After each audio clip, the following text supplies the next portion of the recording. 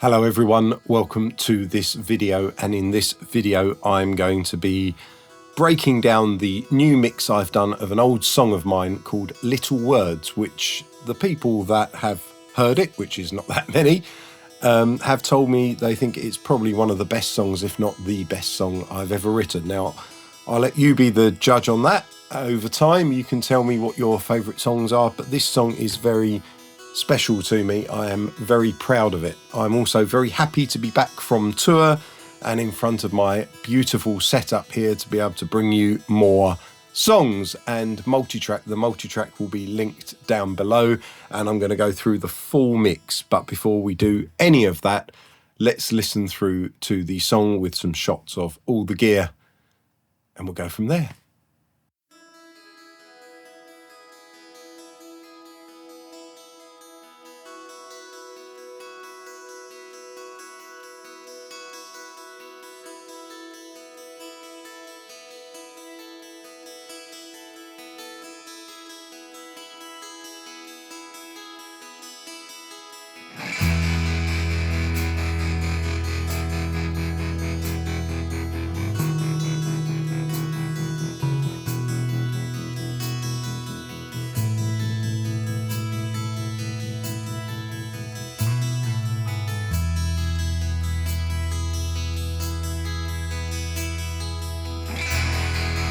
Write down those little words, read them all back. Do you recognize the style?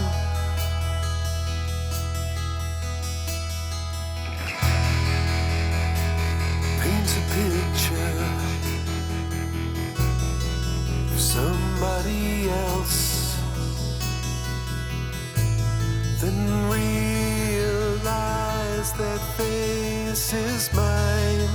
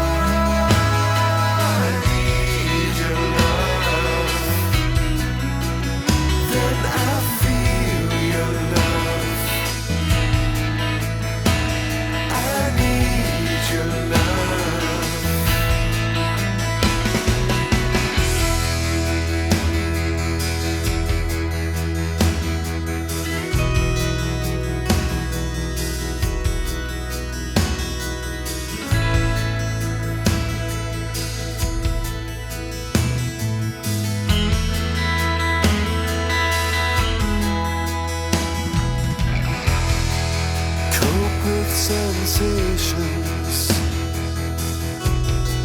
that won't go away until I see that they're not there.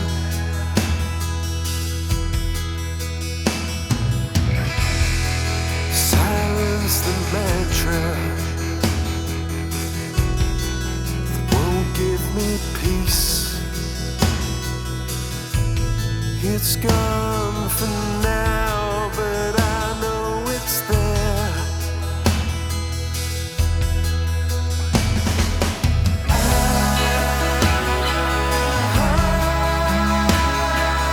need your love. I grieve for love. I plead for love.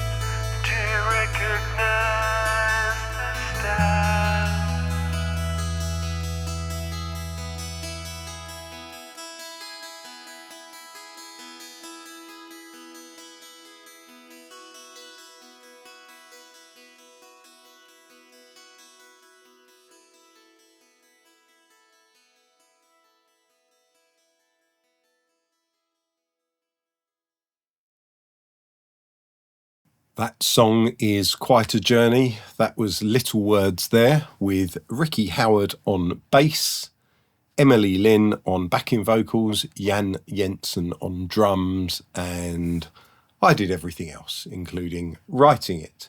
It was actually recorded here in this place. Everything except Emily's backing vocals, she did them at home and sent them to me. The room that's now my guitar room upstairs was actually empty, and we put the drum kit in there and recorded it in there. And this song was recorded in a strange style drum-wise. We'll get to that, but let's have a listen through and I'll break down all the parts.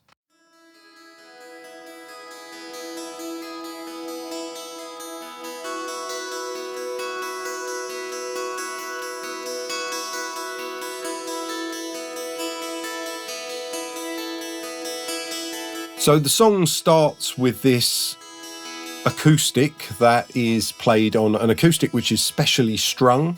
So basically it's like a 12-string acoustic in some ways, with all the normal strings taken off, and then the bottom E is an octave up from that again. So it's the normal top E and B, and then the G, D and A are all an octave up, and the bottom E is actually 2 octaves up, making it the same as the top E.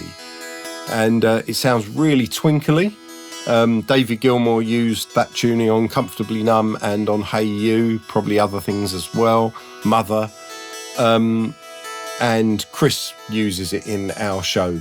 I've got an acoustic that's strung up like that, and that is actually this acoustic that I did that with. So that is the opening loop, and that goes all the way through the song. It starts off very reverby and then becomes drier as it goes on. So let's have a listen to that.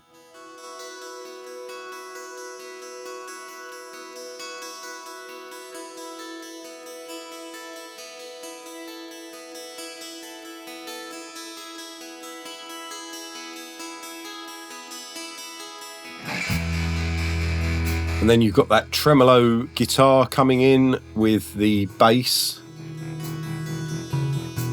The bass I have split into 2 channels on the mix. I've got all the low end nice and clean there, and I've got a top end which I've got some processing going on, which we'll do in a minute.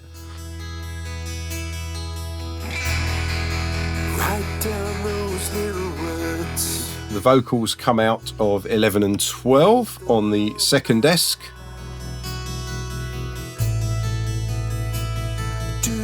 And we got this hi-hat going on the room channels of the first desk, which is actually programmed because I wanted it on there after we finished doing the drums. Somebody else, then realize that face is mine. And when the chorus comes in, there's this rhythm guitar.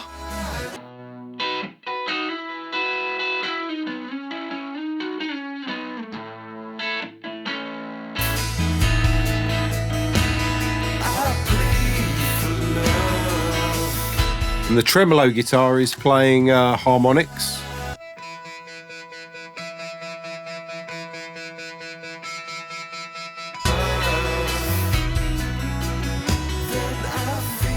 We'll come back to the vocals in a minute, and the drums. So let's explore what we've got so far. We've got an acoustic, which was DI'd, went through a chain of processing that was bounced. I can't remember what it was, but it sounds like some sort of EQ, phaser, and then compression. And then the tremolo guitar comes in, which was done with Guitar Rig 3 back in the day. That's just a full-on fat distortion with the tremolo and some reverb on it. Again, that was bounced back in the day, so I've got no access to the original tone of that.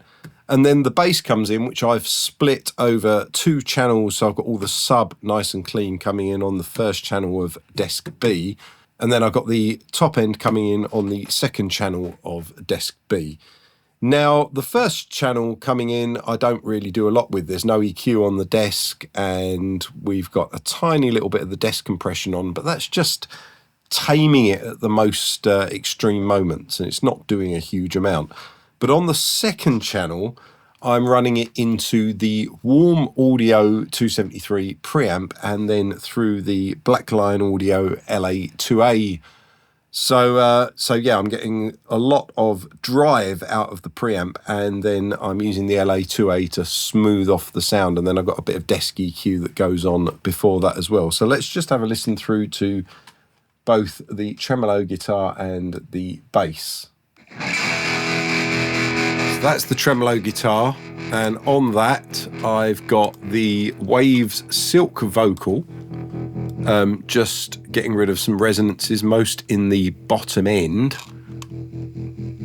And then on the bass, if we go back to there, so the bass comes in here and we've got the bass low.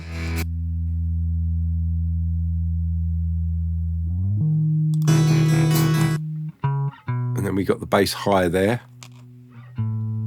If I get it on to here, you'll hear.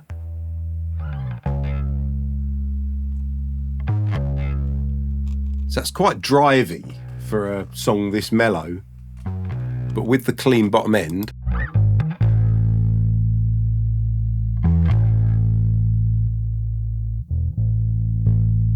Sounds really nice to me.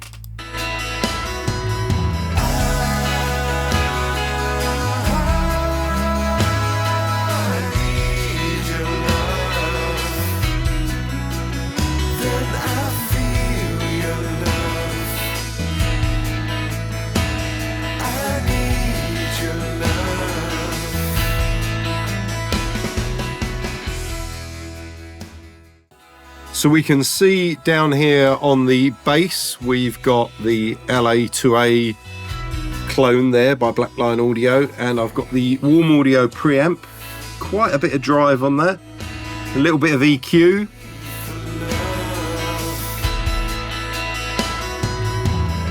Fair amount of compression on the top end in limit mode.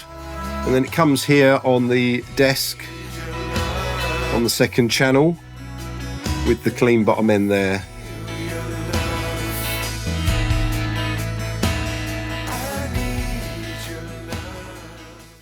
So coming through on 7 and 8, we've got the tremolo guitar and also the rhythm guitar that goes through the chorus. I've muted the vocals for now just so that we can hear all the elements of the music. There's also a Hammond, which I'll introduce you to in a second.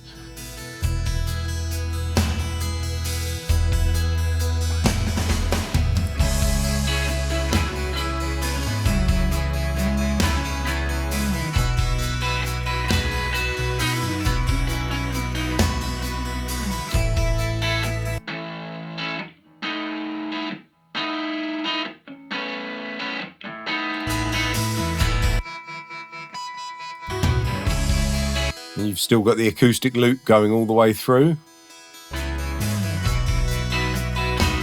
What we've also got is this Hammond part, which I played and it was done with MIDI, and then I moved it up an octave and actually bounced it again.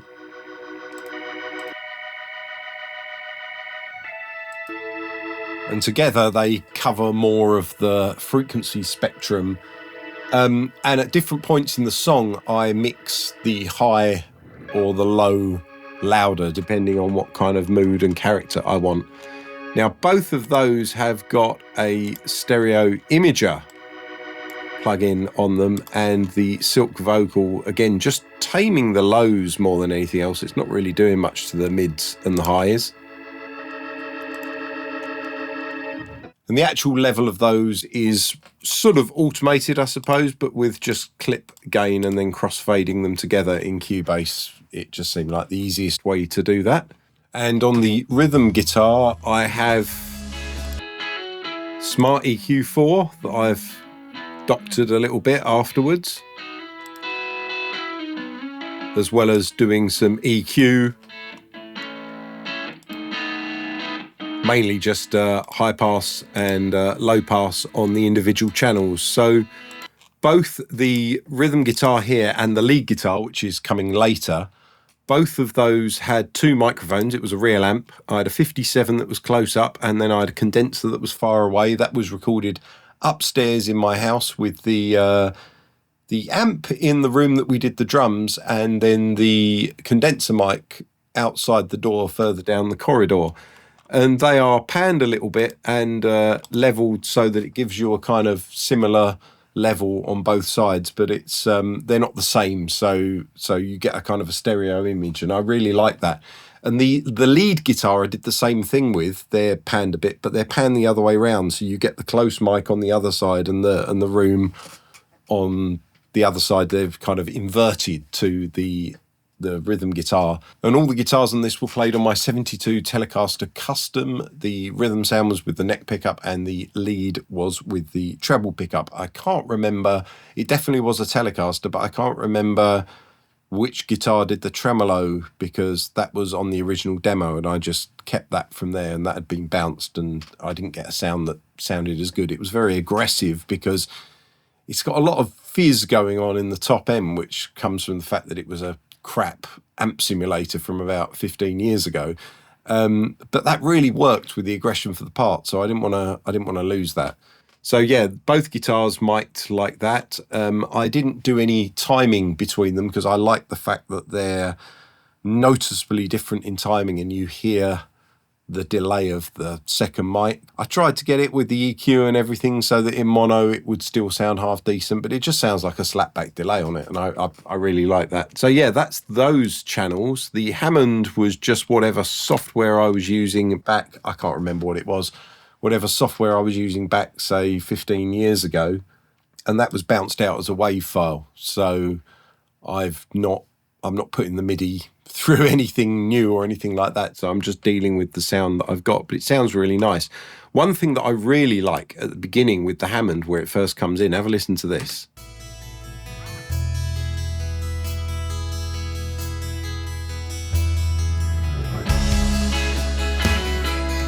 So I slid up on the Hammond, I went like that, and I really boosted that. You can see I really boosted the Hammond, particularly the low one as well, just on that slide up. So and put them slightly out of time as well to each other, so that you'd get the feeling of the two different Hammonds, even though they're delayed from each other, they're in different octaves, and they're just really boosted, and then they go away the moment the song comes in. So it sounds like almost like a reverse cymbal, but with a Hammond.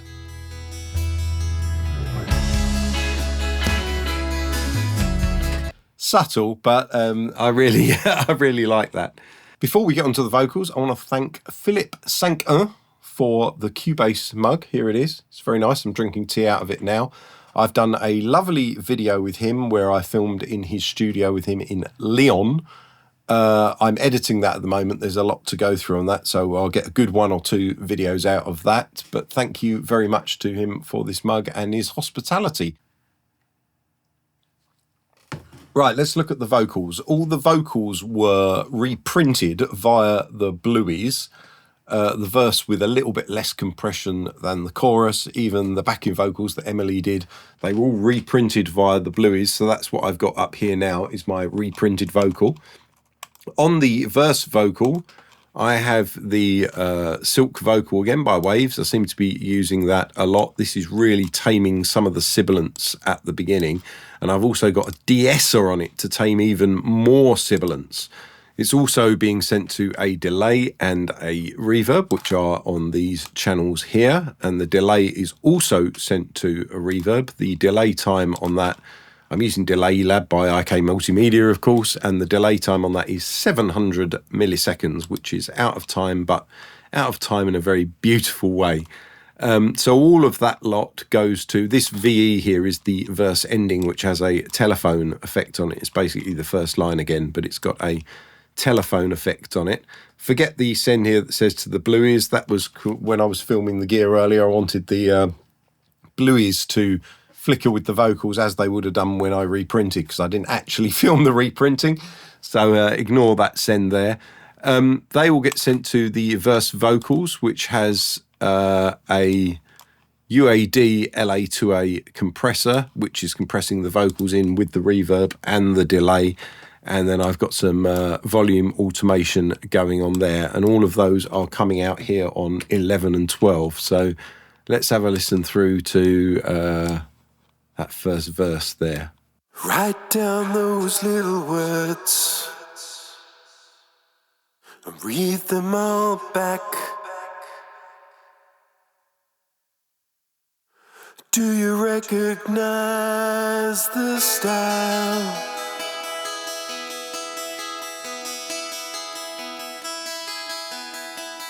Paint a picture of somebody else, then realize that face is mine. So if you download the Multitrack, you're going to end up with 6 vocals, which are 3 lines that are all doubled. When I was reprinting them via the Blueys, it was easier to do them as stereo pairs. So I've ended up on my arrange with 3 chorus vocal tracks, all of which have 2 vocals in each as a stereo file. And then I was going to use the CLA Mix Hub to do a last bit of EQ and stuff on them, which I just wanted to try out. And it's also got this width function in it, which allows me to kind of turn them to mono and turn them to stereo. And in the end, I ended up not using the Mix Hub at all for anything except just doing the width. So basically, 1 and 2 are not quite mono, but they're much closer in than 3 and 4, which is much wider. And then 5 and 6, I would imagine, is fully panned left and right. So I just used the stereo files from the print, and rather than splitting them and panning them in Cubase, I just used that Mix Hub plugin to bring in the stereo image as I saw fit for those. So 1 and 2 are much more panned in the center, 3 and 4 are a bit further out, and 5 and 6 are entirely left and right. All of those have just that Mix Hub plugin, which is just doing that stereo stuff, and they have no EQ on them because they were reprinted with everything sounding pretty good. And then they go to the chorus vocal group, which has first in the chain the CLA effects, which I've used before on this channel, only for tape phase. The rest of it is fairly poisonous, but the tape phase sounds great, and I've just got a tiny bit of that tape phase on the vocals. And then I've got the frequency plugin, just pulling out a few little notches of places that sounded a bit nasty. The Silk vocal, doing a little bit here or there on that. Then I've got Delay Lab, surprisingly, adding a bit of delay. And then I've got a plate reverb here from IK Multimedia, their famed studio reverb going on the chorus vocals. I believe that's the same one that I used on the verse vocals as well. So yeah, keeping my reverbs the same there for the vocals. And finally, I've got 2A, same as the verse, just to tie it all together, glue it a bit if we go into the chorus now. So if you have a look at it here, it's only about 1 or 2 dB compression, just gluing all those vocals together. Let's have a listen to them. I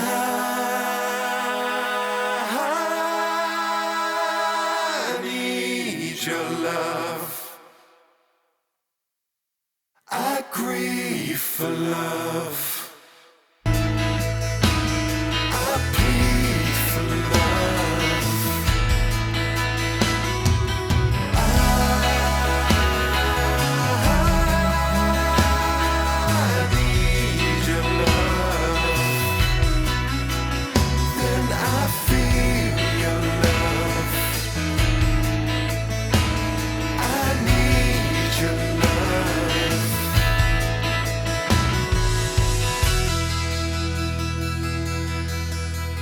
So those are the chorus vocals. Before we get onto the guitar solo, let's have a listen to Emily's backing vocals.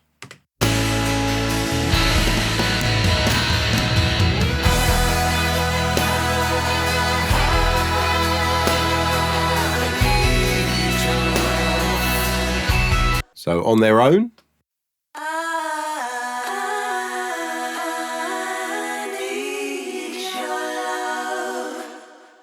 So those backing vocals were bounced in stereo pairs because it's 3 parts that were all doubled, exactly the same as I did with my chorus vocals, and then I bring them in with a plugin to do the width, same as before. So the vocals go to a group which is started with the Silk vocal, and then I've got Delay Lab, And then I've got the same plate reverb that I was using, the IK Fame Studio reverb on the backing vocals, and then surprise, surprise, an LA2A over the top of them, controlling everything. But this vocal has a little bit of a twist because it gets sent to another channel, an effects channel called Emily Leslie, and I'm putting a little bit of a Leslie, mainly just the horn of the Leslie, mixed in with the vocal, so you can really hear that.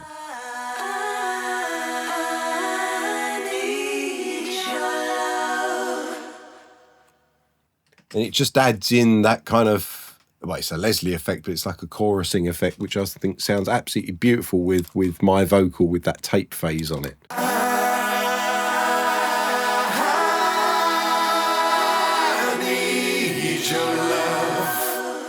So let's play that chorus through with Emily's vocals and everything else in there.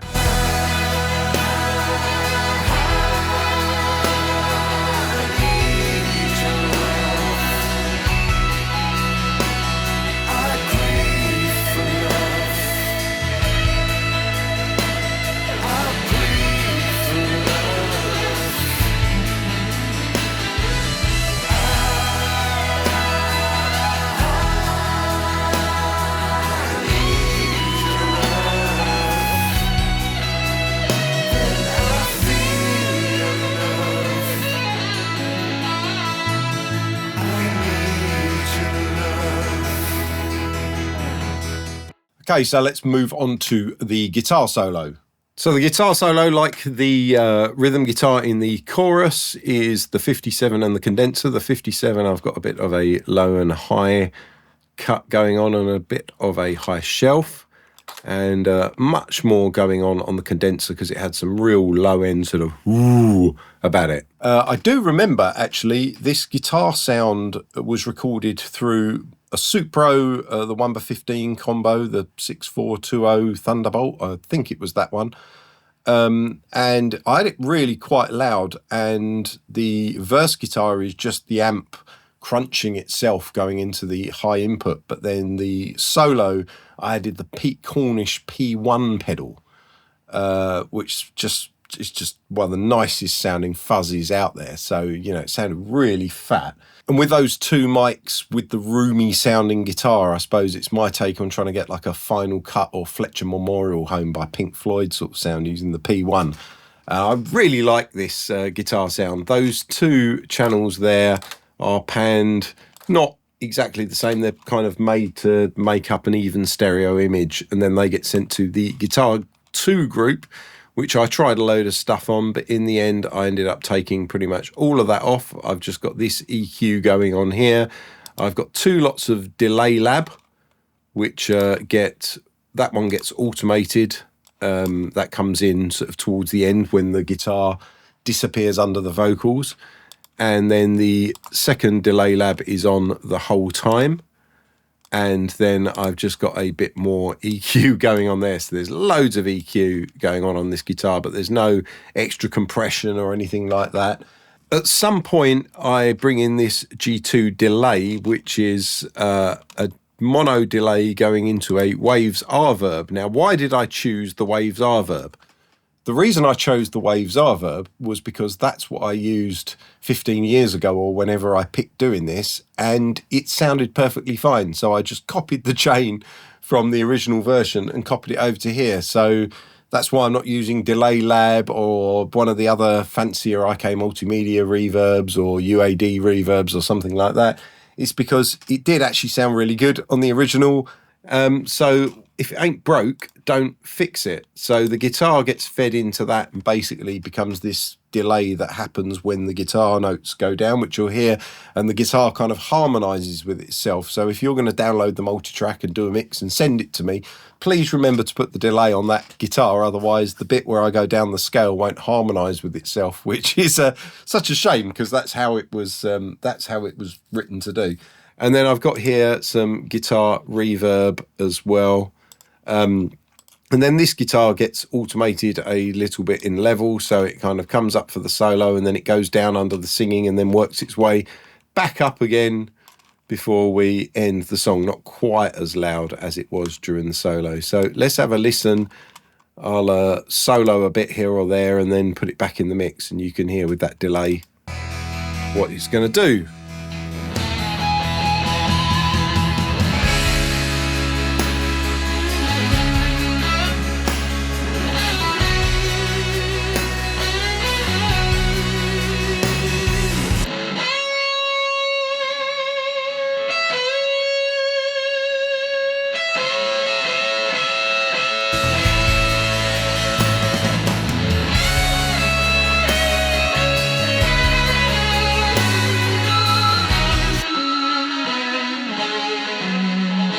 See how the delays harmonise? Very Brian May, that.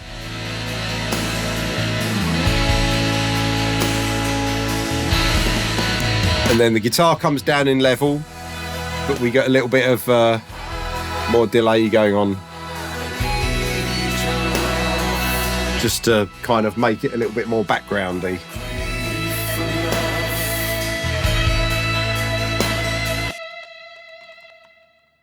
So that's that guitar.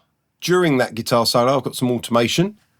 I bring down the rhythm guitar that's going on in the chorus, because that's strumming some chords in the background, but it doesn't need to be in that loud. The acoustic actually comes up a little bit to make it sort of have some twinkle during that guitar solo.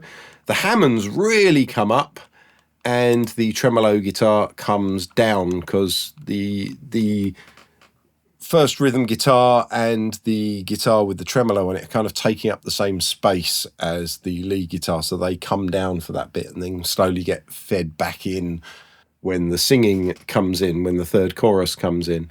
So we're finally up to the point where we need to look at the drums. Now, the drums are a whole constructed mess in themselves, so much so I need a sip of tea, my last sip of tea.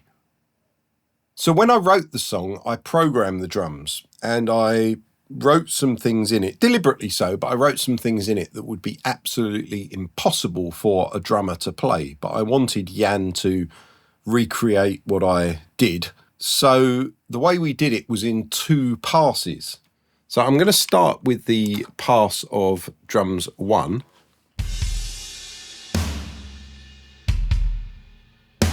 So you can hear there's no hi-hat playing at all. It's just bass drum, snare and floor tom, and then every now and again a crash cymbal or something like that. And later on the ride cymbal when he plays in the chorus.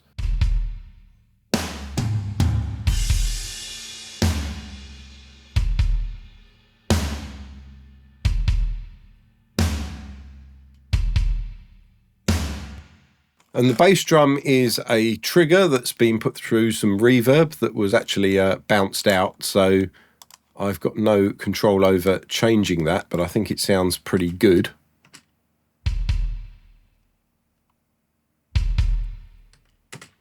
I did put auto align on these drums, and I found it worked really quite well this time round.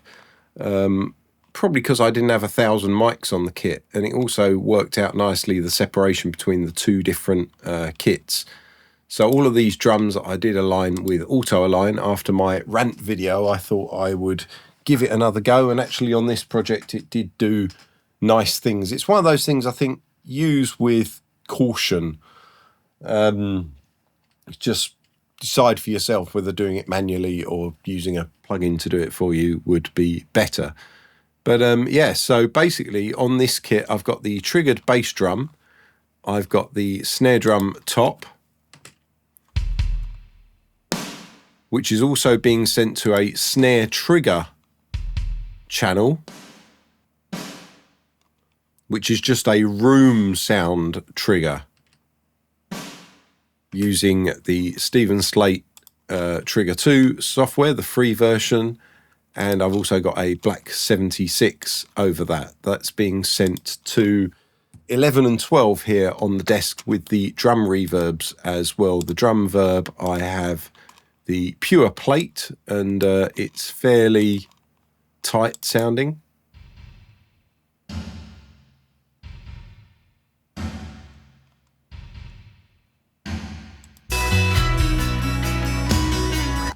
So snare drum top, snare drum bottom. I've got 2 tom channels here, which I'm using the silencer on and the Black 76.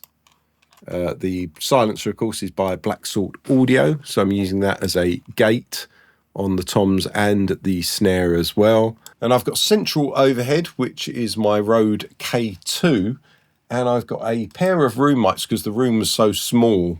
The rooms were almost like overheads, so it's almost like having a pair of overheads and a centre mic. And I've trashed up the centre mic, we'll come to that in a second, and the rooms, I've got a little bit of smart EQ on, and I've got the Waves DPR 402 because I do have a real one of those, and I loved that for years for overheads and stuff like that. And the plugin sounds exactly the same. I've done so many A/B tests where I can't tell the difference between the two, so I just load the plugin now, and it's start with the overheads preset and then tweak from there. So that's on that. On the K2, the central overhead, if I solo this, and I've got it going through this Black Lion Audio 17 here with all the buttons in, so it's really getting slammed. And that's actually coming up on channel 1, which is unusual because usually I put the bass drum on that. But of course, this time round,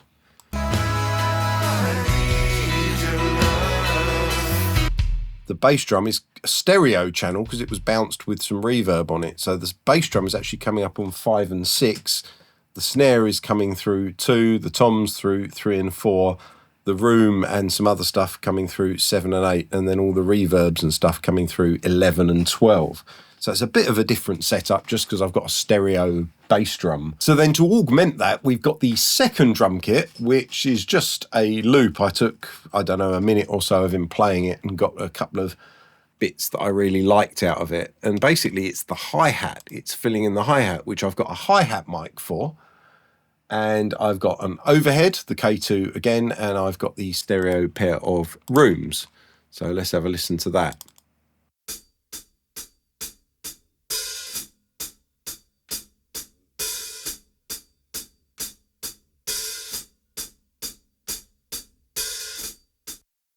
So the hi-hat mic and the pair of rooms are coming out of the 7 and 8, the same as the other rooms in the other kit, and the overhead is coming out through 1 and also going through the Black Lion Audio 17 compressor in all button modes in, so that's kind of being mixed in and treated as if it was one overhead, even though it's 2 different drum kits. And that's all it does, it just does that little hi-hat loop.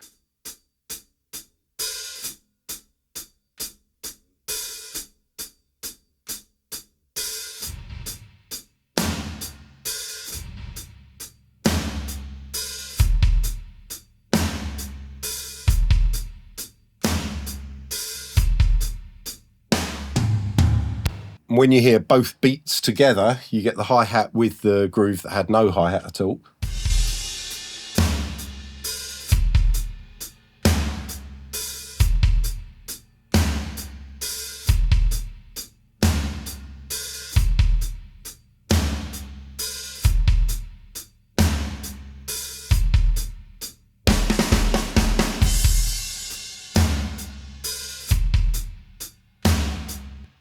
And then finally, I've got this percussion track here, what I've called percussion, which is actually the hi-hat that was programmed at the beginning.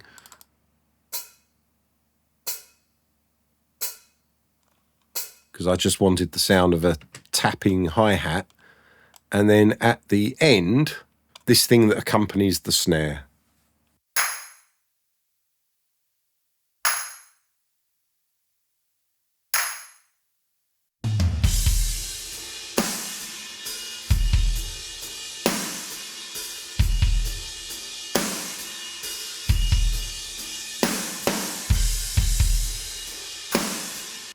So all of those drums get brought to the desk with the overhead, the snare, the 2 toms, the bass drum in stereo, and then the rooms there, and then the reverbs on there. I've got some EQ going on the desk, nothing too fancy, a little bit of top ear or there, a little bit of middle out, you know, the usual kind of drill.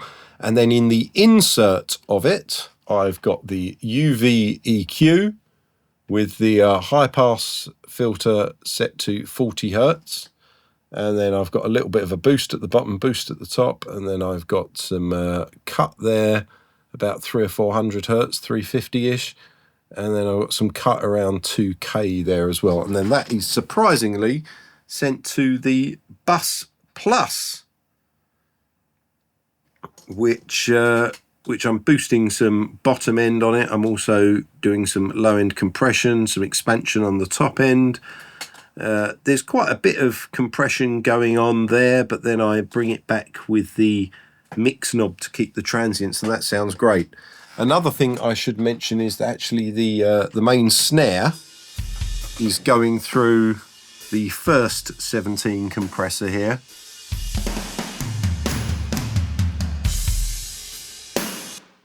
I've not blasted it as I usually would. I brought the release back a little bit, so it's not sounding as ringy. It's more just kind of snappy.